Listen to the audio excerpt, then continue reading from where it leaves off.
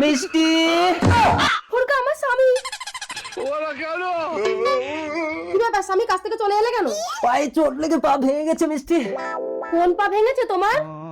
ও আচ্ছা, যাও কাজে যাও। যাচ্ছি যাচ্ছি। অনেকদিন আমাকে ভালোবাসো না, চলো না একটু খেলা করি। ও এই জন্য তুমি পা ভাঙার বাহানা করে বাড়ি আসছো? ওসব আমার আর ভালো লাগে না, যাও কাজে যাও। শালা বউ কেন আজকাল আমাকে পাত্তাই দেয় না।